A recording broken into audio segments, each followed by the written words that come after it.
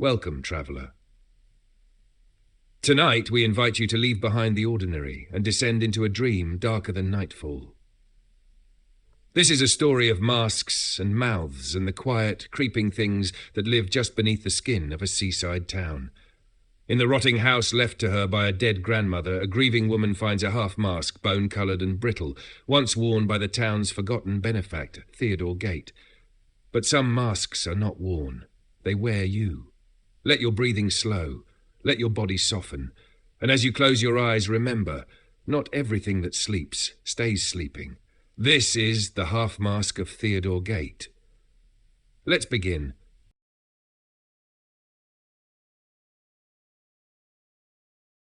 Chapter 1, The House on Weeping Salt.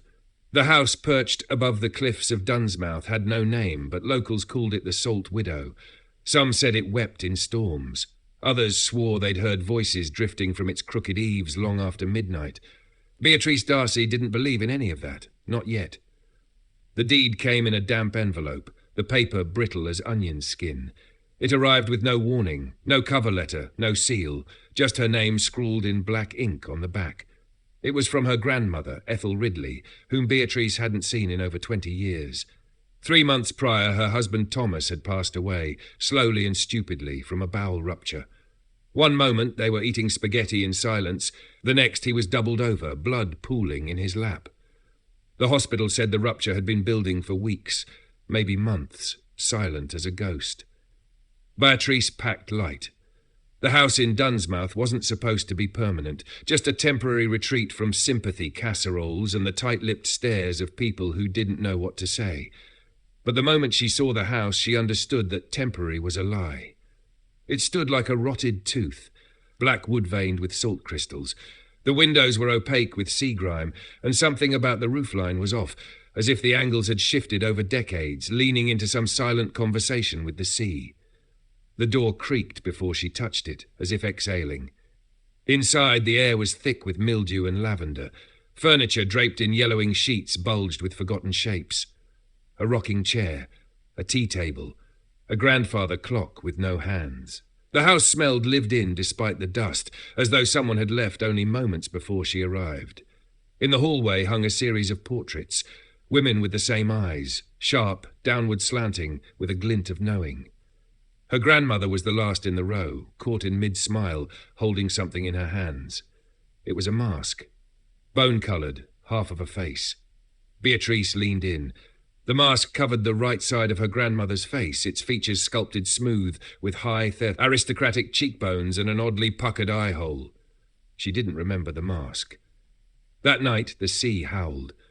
Beatrice lay in the attic bedroom beneath a sunken ceiling, the wallpaper peeled like burnt skin, revealing a paler layer beneath, painted symbols maybe.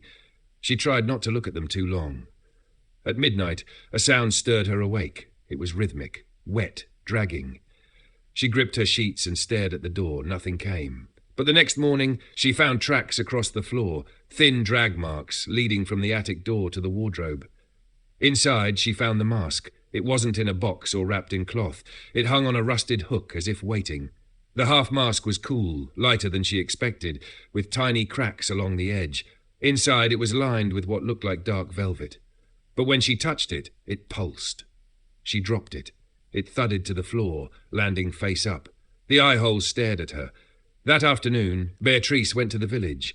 Dunsmouth was a shrunken place, a village of mist and mackerel, where shops closed by 6 and everyone walked with heads down.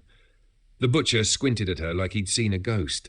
The grocer refused to take her money. When she asked about her grandmother, silence fell like a sheet of lead. She kept to herself, the butcher finally said, slicing into a haunch of meat. Wore that damn mask everywhere, said it helped her hear things. Nonsense. Hear things? Beatrice asked, but he just shook his head and muttered something about the tide speaking. When she returned home, the mask was gone from the wardrobe. She found it on her bed, as if it had been placed there. That night she dreamt of Thomas, but not as she remembered him.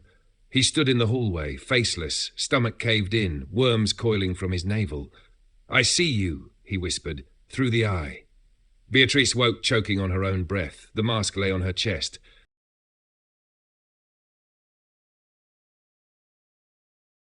Chapter 2. The Voice Behind the Eye. The mask did not move. Beatrice stared at it for a long time before lifting it and placing it back in the wardrobe. This time she wrapped it in an old tea towel and buried it under sweaters. Then she locked the wardrobe just in case. Just in case what, exactly? That it would walk? Still, the next morning the wardrobe stood open again. The towel was folded neatly on the floor. The mask was gone. She found it waiting on the dining room table. Her grandmother's diary surfaced 3 days later, hidden beneath a floorboard in the study. The floorboard squealed like a child when stepped on, and Beatrice only noticed because it was warmer than the rest, like flesh instead of wood. The diary was bound in brittle green leather, soaked at the edges with something dark. Inside, her grandmother's handwriting spiraled.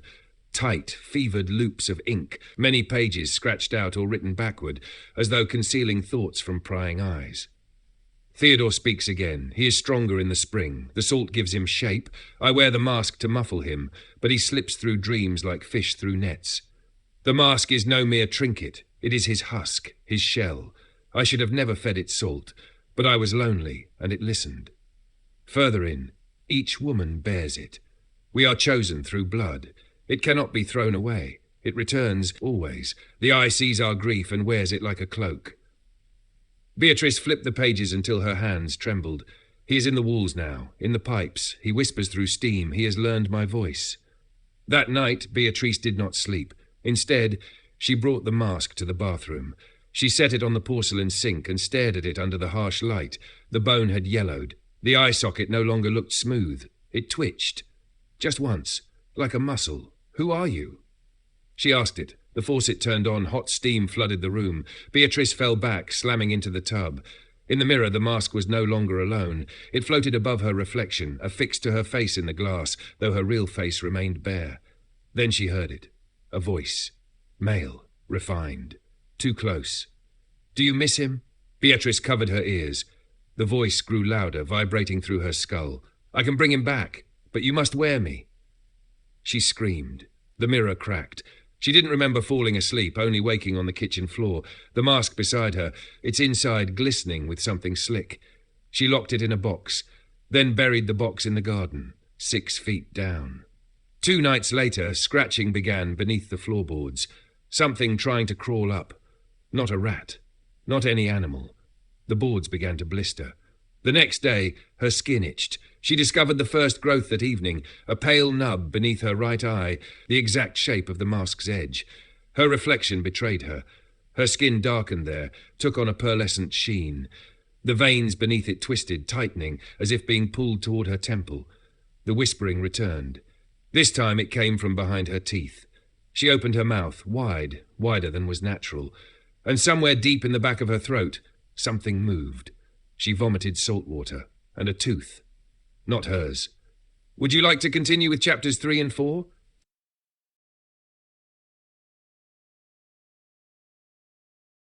Chapter 3, The Throat Beneath the Skin. There was no pain, just pressure. Beatrice stood over the sink, hands trembling as she pressed her face closer to the mirror. The nub beneath her eye was no longer just a blemish.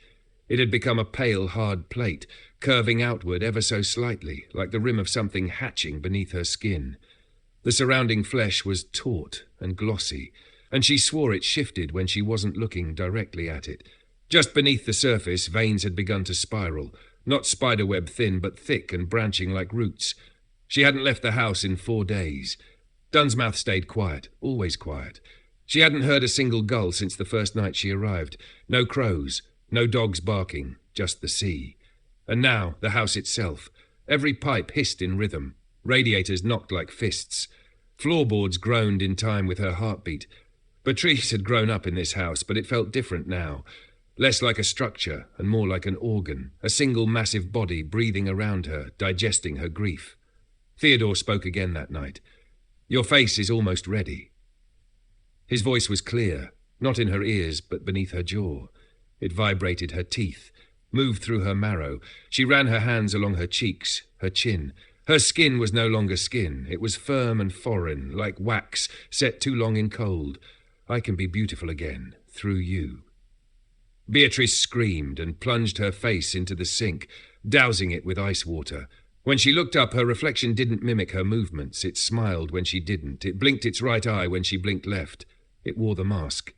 The next morning, the garden had died. Every bush and flower she'd planted since arriving had curled into itself. Leaves blackened and wet, petals soggy and caved in. The soil was crusted white, leached with salt. She returned to the burial site, the place where she'd entombed the mask. The ground had split. A hole yawned where the box had been, as if dug up from below. The mask was gone. Beatrice staggered backward, fell on the salted earth, and that's when she saw it, carved into the bark of the nearest tree. A symbol, the same one from the peeling wallpaper in her attic bedroom, a circle with a slit in the middle, an eye. The townsfolk were watching her. That same day, Beatrice ventured into Dunsmouth for food, bundled in a scarf and glasses to hide her face. The postmistress, a shrunken woman with trembling hands, refused to meet her gaze. "You're her again," she mumbled, then scuttled away behind the shelves. In the butcher's shop, the man behind the counter simply said, "Too late now. You let it in." "I didn't," Beatrice hissed. "I didn't put it on." But even as she said it, she wasn't sure. She dreamed constantly now. Lucid things, thick with scent and sound. Last night she dreamt she stood on the cliffs behind the house, looking down into the sea, and something enormous and pale, like a human head the size of a boat, rose through the mist. It had no features except for a single hollow eye and an opening in the side of its skull like a mouth. It made no sound, but she understood it. Theodore. When she awoke, her sheets were soaked and her teeth had shifted in her gums. One of her molars lay on the pillow beside her, wrapped in sinew like it had been plucked. The eye beneath her own had begun to blink.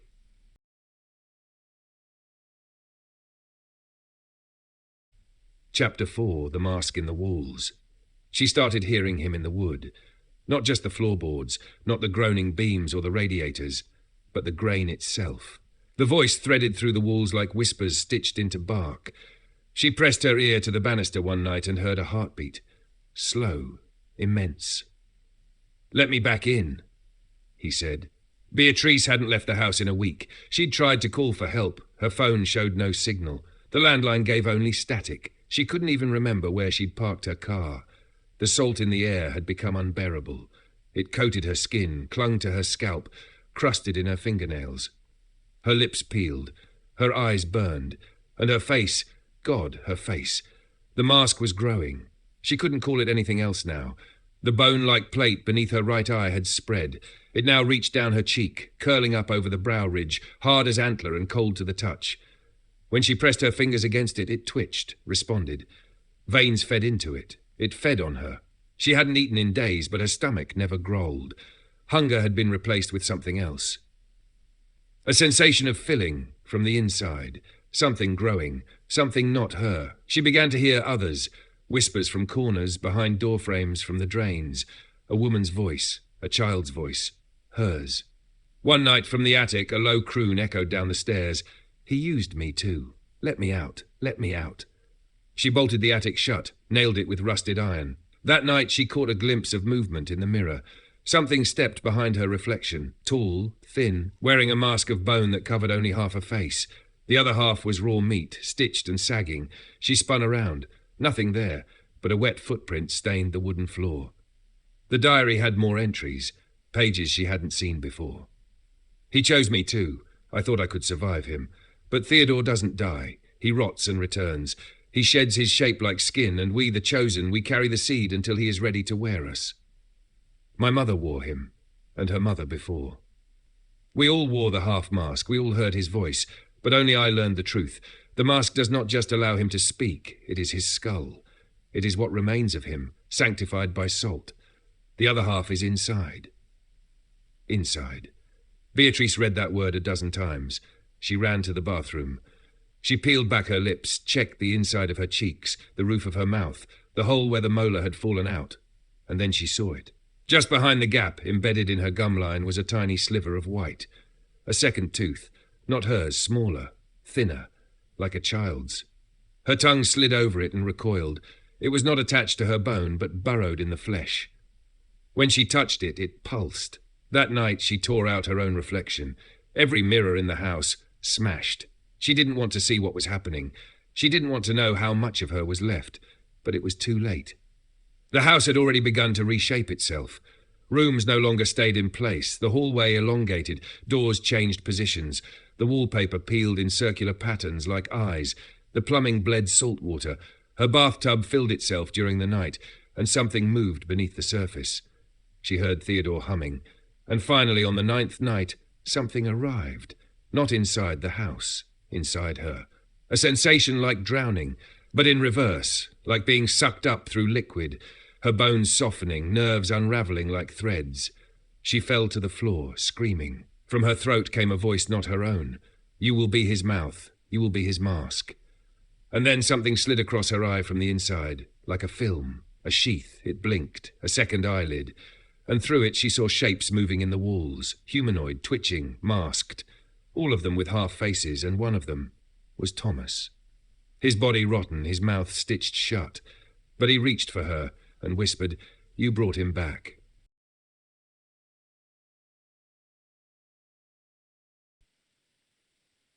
Capped a fire beneath the house. The house began to sing. It wasn't music, not in the conventional sense. It was more like a chorus of guttural hums and breathless moans, rising from the foundation, echoing through vents and hollow walls. Beatrice lay still in bed, eyes wide, heart still. Listening. The voices were layered, men, women, children. They didn't form words, they formed her. Each sound tugged something inside her, tendons, marrow, even the hair in her scalp, like the house was tuning her, readying her for a performance she didn't remember agreeing to. By morning her right eye was fully sealed. The flesh had grown over it, pale and tight.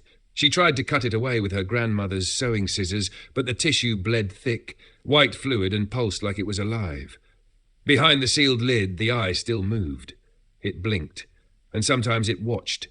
She began hearing thoughts not her own, flash images, smells of brine and blood and wood rot.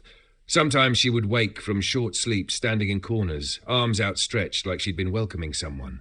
Or something. The mask was fully fused now, no longer bone white. It had darkened, yellowed. It twitched in sync with her breath. Theodore whispered always. Nearly whole now, just a few more. But she didn't know what he meant, until she returned to the cellar. She hadn't gone down there since the first night, the night she found the mask in the floorboards. But now, something called her there. The basement steps creaked as if resisting her weight. The air grew colder with each descent, the scent of salt and rotted paper thickening. At the bottom, where once had been brick walls and stacked boxes of preserves, now stood a door, a wooden door she didn't remember. Its grain swirled in patterns she recognized from her dreams. Circular eye-like motifs, mouths with no teeth and bodies bent backward. The door opened on its own. Inside was a chapel. Not one of faith, but one of flesh. The walls were lined with skin, stitched in great hides like patchwork drapery. Embedded in the tissue were teeth, nails, and faces. Dozens of faces, frozen in agony, mouths agape, stitched to the wall by the lips. Beneath her feet the floor squelched. Not wood, not stone, but something porous, like lung. At the centre of the room stood a podium made of ribs and vertebrae, supporting a pulsing object, a full mask. Not the half she wore. This one was whole. Porcelain white, smooth, unmarked. No eye holes, just a slit where the mouth would be. It breathed. Beatrice staggered backward, but the room moved with her. The walls curled inward like a throat swallowing. The choir of moans crescendoed. And then she saw them. The bodies beneath the surface. Not buried. Fused. Some were townsfolk she recognised, the butcher, the postmistress, even the constable. Others were unidentifiable, their features melted or merged with the wall. All of them wearing masks, some on their faces, others inside their faces, like something pushing outward from behind the skin. And one of them was her grandmother. She hung from the wall behind the podium, crucified on twisted lengths of bone. Her jaw hung open, her tongue removed. Her eyes had been replaced with round, glistening shells. And on her chest, carved deep into the flesh, was the symbol, the eye with the slit. Beneath it, written in salt, mouth of the gate. Beatrice fell to her knees, dry heaving. The ground shifted beneath her, convulsing, rippling. All will wear him, came a voice, not Theodore's this time, feminine. And then, you are the last vessel. Beatrice screamed. The room did not echo. Instead, it absorbed the sound like meat. As she crawled backward toward the stairs, she saw the pulsing mask open its mouth, and from inside came a tendril, bone-coloured. Wet, it reached toward her.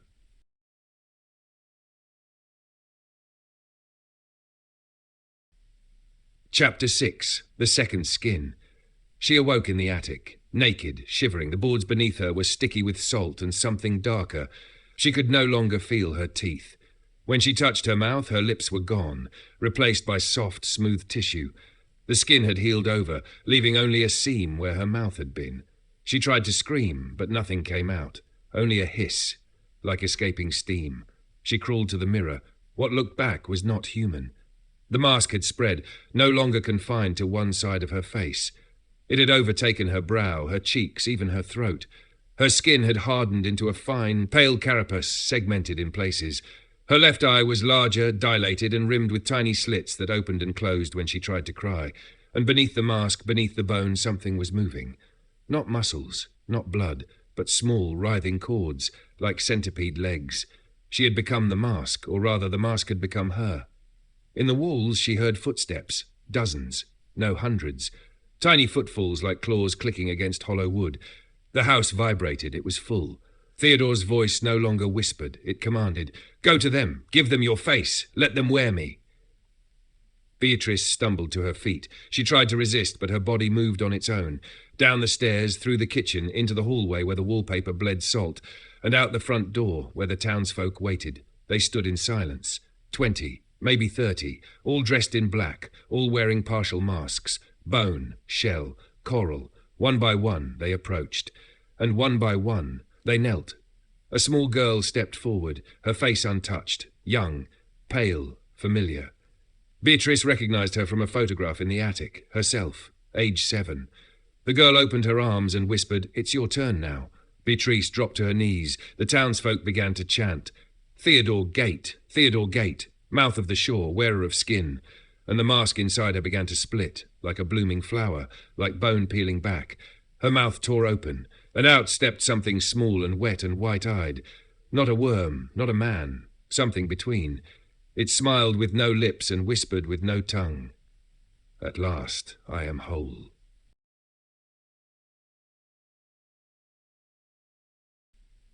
Chapter 7. The gate opens. Beatrice no longer dreamed like humans dream. When she closed her eyes, when the mask allowed it, she drifted into a space not made of light or shadow, but sensation.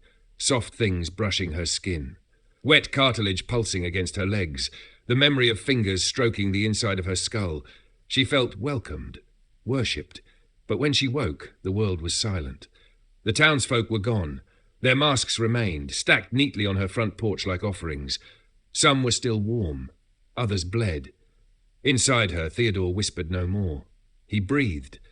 She could feel it, his chest expanding where her ribs used to be, his thoughts moving in her skull, displacing her own like furniture in a house about to be renovated.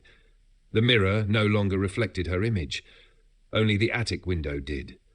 And even then, only from certain angles, like she had to squint sideways to remember her humanity. The house began to change with her.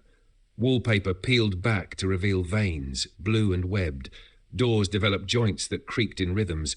The floorboards swelled with fluid, and when she stepped wrong, they squirted small clouds of coppery mist. The cellar door was no longer shut, and beyond it the air was brighter, lit from beneath, like a lighthouse lamp flickering through flesh. Beatrice descended. Again. This time the chapel was not empty. The pews were filled, not with townsfolk, but with husks. Stiff, waxen things wearing only their skin, their mouths agape, their heads cocked as if listening to a sermon no one spoke aloud. At the altar the full mask still pulsed, but now it hung in the air, suspended by sinew. Beneath it lay a basin, filled with seawater and something redder. There was a figure standing over it. She wore no clothes, no face, but Beatrice recognized the shape. It was her, or rather her body, before the mask, before Theodore. The double turned and lifted the full mask from its perch. Beatrice couldn't speak. The mask would not allow her. But her twin heard her anyway. "I was you before you remembered," she said, voice full of rot and melody. "I walked the coastline, I drank the milk, I bathed in the mouth, and when the storm came, I sang the song of folding." The twin reached out and pressed the full mask to her own face. It clung instantly, tight as a second skull, and when she spoke again, her voice was two voices. Hers, Theodore's. "Now you will feed the sea." Behind Beatrice, the pews began to stand. One by one, the husks rose, stiff and mechanical. Their arms dangled like unstrung marionettes, but they moved, driven by rhythm. Their mouths gaped wider than should be possible. Skin cracked, they began to sing, a chorus without melody, just air blowing through hollows, and the ground began to open. Beneath the pulpit, the lung-like floor split, revealing a pit. Not a tunnel, not a hole. A throat. It pulsed in hunger, and the mask on Beatrice's face tightened, pulling her forward. She tried to run, but her legs betrayed her. Her fingers reached outward. She fell to her knees before the pit and wept through sealed eyes. Theodore Gate, in all his breathless glory, rose from her mouth.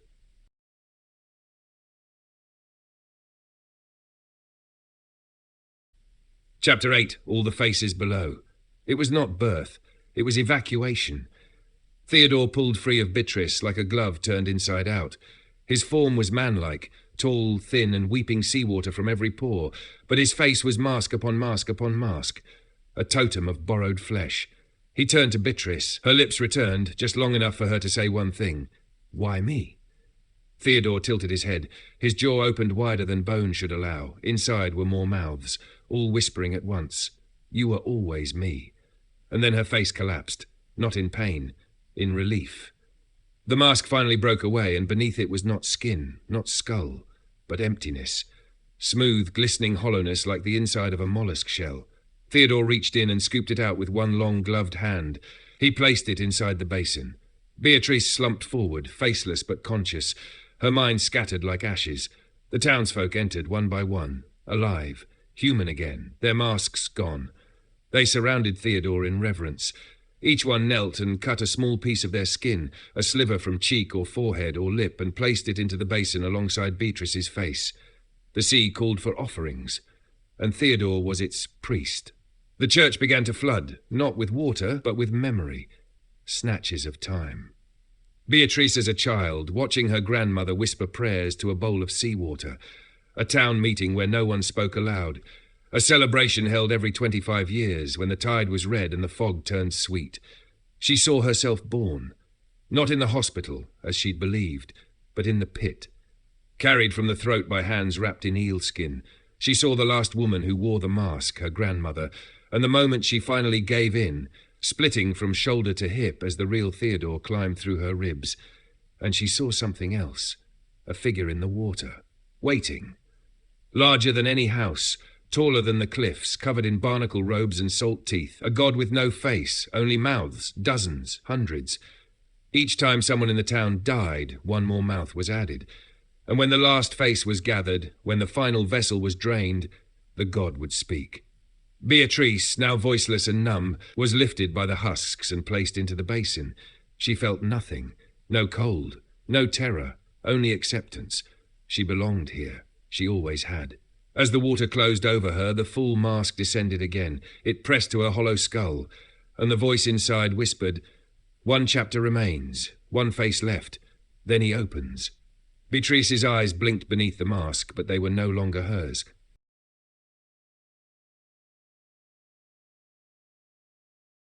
Chapter 9. The God Without a Face. Beatrice floated in memory. Not water, memory. She drifted through the lives of others, their regrets, their hungers. She lived as a fisherman who slit his daughter's throat to stop her eyes from glowing. As a teacher who carved spirals into her students' cheeks to keep the sea from calling them. As her own grandmother Eleanor, kneeling beside the hearth, whispering to a bowl of salted milk. Every life in the town was stitched together, a tapestry sewn from rot and ritual, and every thread led back to one name, Theodore Gate. But he wasn't the beginning. He was just the first to listen. Long before the town was built, before the cliffside cottages and salt-stung fences, there was something buried in the cove, something that arrived with the tide but never left. It waited under centuries of stone and silence, dreamless and formless, until a man, Theodore Gate, walked into the ocean and came back with his words in his mouth. The townsfolk thought him mad. Then the fish returned, then the plague stopped, then the storms passed, and all he asked for was faces. Each generation gave a little more: skin, eyes, the ability to scream. In return, the town prospered, until the mask appeared, and the bargain changed. Beatrice saw it all, how Eleanor wore the mask until it burrowed into her brain, threading through memory and instinct, how the town built the chapel below the house, how the house itself grew from the first offering. And now Beatrice was the final thread. She awoke with the mask fused completely, not on her face but within her. Bone, thought, identity all interwoven. She was no longer a person. She was a mouth. The townsfolk circled her basin. Theodore stood beside her, now translucent, flickering with the movement of waves, a shimmer of manhood and monster. The room began to shake. Salt spilled from the walls, and then the chapel breathed. Not metaphor. The air pulled inward as if lungs swelled beneath the town, and the floor split in one final impossible scream of splitting meat and tearing time. A throat emerged, circular, wet, ringed in teeth and bone, large enough to swallow the house above whole, and above it, rising like a storm cloud, the god without a face, not a figure, not a beast, a vast column of mouths, each one bearing the face of someone she had known. Eleanor, her parents, the constable, even herself. They spoke in unity. "You are the final shape. Speak us." Theodore stepped into the god and vanished. Beatrice was lifted from the basin, held aloft by invisible hands. She wanted to resist, but her mouth was not hers.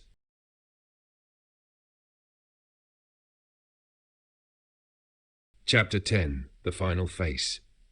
The moment her feet left the floor, she felt everything. Every birth, every offering, every scream muffled by salt water. She saw the full lineage, back to the first girl sacrificed on the rocks by lightning-struck ancestors who begged the ocean for forgiveness. She was not just a vessel. She was the key. The god without a face leaned close. Its mouths opened and closed with perfect silence, waiting. Then one of its mouths, her mouth, spoke, "Sing the opening." And Beatrice began to sing. The words were not English, not human. They were older than cartilage, deeper than the ocean floor. They vibrated in her spine, cracked her fingers open like flower petals. The air filled with mucus and memory, and the town began to fall apart. Not crumble, shed. Buildings sloughed off paint and siding to reveal sinew. Trees unfolded into veins. The cliffs cracked open like scabs, revealing spines of ivory and blinking sacs of memory. People ran, but they couldn't run far. Their bodies had already changed. Some had gills, others had second mouths on their palms. One old man screamed from his stomach. The song ended. Beatrice opened her eyes. She stood in the centre of what remained. The town was now a wound in the earth, and the ocean licked at its edges like a mother kissing a scraped knee. The god without a face spoke through her. "Now we begin." And all at once the mouths closed. Gone. The god dissipated like salt into rain, and Beatrice collapsed. When she awoke, she was alone. The mask had crumbled beside her, dry, brittle, hollow. She reached up, expecting to feel bone, crusted tissue, the horror of permanence, but her face was smooth, human. Her eyes looked back at her in a pool of water, familiar, tearful. The town was empty, no husks, no people, only houses with doors ajar, as if something had recently left. She wandered for days, but no one returned. The sea never receded, and in the chapel below the house there was only one thing left, a bowl of milk, sour, still, waiting. That night, the wind brought with it a whisper, not Theodore, something older. "It begins again." She looked at her hands. They were trembling, or maybe not her hands at all.